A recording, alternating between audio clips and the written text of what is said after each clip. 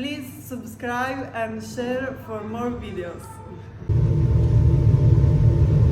Magandang araw po mga ka-kitchen.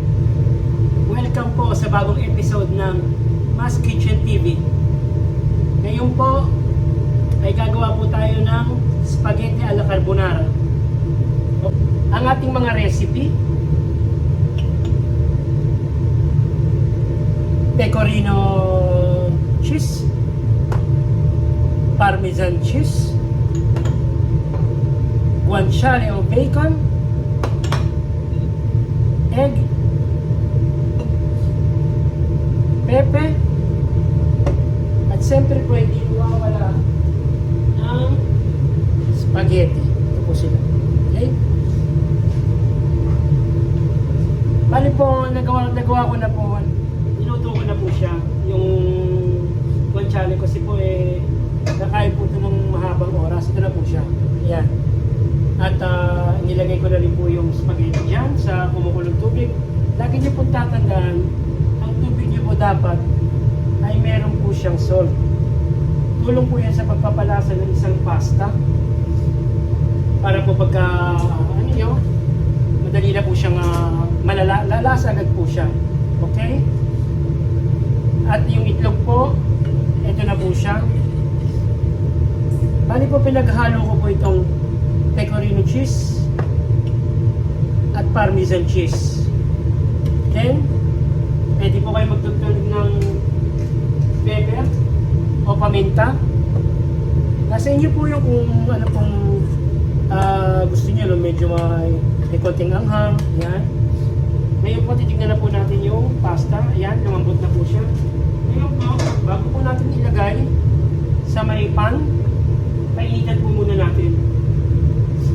Ayan po.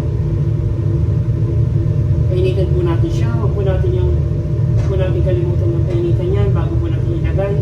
At lagi niyo po tatandaan, kailangan po medyo matigas na tinatawag na al dente. Ibig sabihin, hindi po siya kailangan malambot. Lagi po siyang matigas pag inahon niyo siya sa ito po, iahon na natin. Patayin po natin yung tubig, yung apoy. Ayan. Tapos, dadagdagan po natin ng tubig kasi medyo tuyo po siya. Ayan. Okay po. Ngayon po, nakukuluan lang po natin yan. Ayan. Lulutuin niyo po siya dyan para po lumasa yung bacon sa loob ng pasta. Yan po, hindi po yan masyadong malambot. Matigas po yan siya dyan. Lutuin natin ng mga 3 minutes dyan sa loob. Lagi niyo pong tatandaan, huwag niyo pong pawawalan ng tubig sa loob para hindi po siya tuyo pagka natapos na po. Lagi niyo, haluin niyo lang po. Ayan. Marami po tubig yan. Ayusin niyo, ganyan niyo lang po. Tapos, pwede niyo po siyang dagdagan paminta. Ayan. Ako gusto ko po kasi medyo maraming paminta para medyo may anghang. Alam niyo po yun. Ayan. Ayan, malapit na po siya. Ayan po siya. Hindi po tignan. Ayan po. Okay. Babalik ko po natin dyan. Okay. Yan. Okay na po ito. Halu-haluin ko na ng konti. Yan. Lagi nyo pong tatanggal. Lagi po siyang may tubig na naiiwan. And then, kuhanin po natin itong pinaghalong pecorino at parmesan cheese at itlog. Lagay ko lang sa loob. Yan. Tapos po, haluin lang po natin dyan.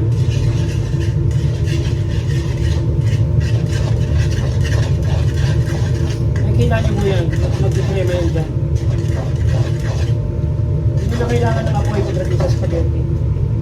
Diyan nyo na lang po haluin yan. Pagdating nyo mga medyo lang malagnaw, pwede nyo ayan sa apoy. Yan. Yan siya. Tangin mo, ilan po siya. Bigyan lang po sa ating saglit. Konting apoy lang, mga ilang segundo lang. Kainin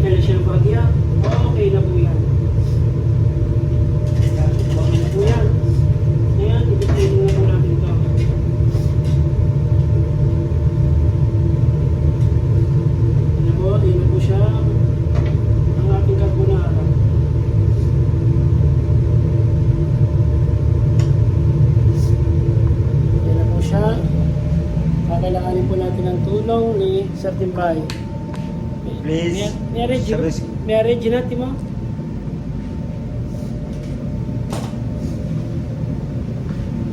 I-play na natin sa Timbay. Papakita natin sa kanila kung paano natin i-play. Medyo baba niyo po ng konti.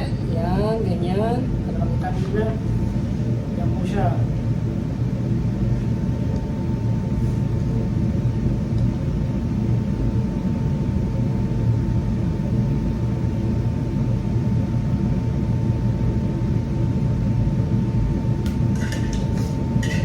Okay.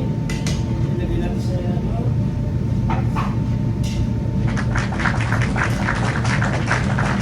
Yan po. Tapos ito po natitirang sugo. Lalagay po natin sa ibabaw. Yan. Sa tibay. Yan sa ilalim. Yan. Tapos po, lalagyan po natin siya ng krokante. Lalagay po rin sa ibabaw. Yan po siya. Yan po siya mga ka-kitchen. Yan na pong itsura ng pasta alla carbonara ng Italia. Okay. Salamat po sa panonood. Hello, subscribe and share more video. Thank you. Okay. Please subscribe and share for more videos. Thank you. Wow.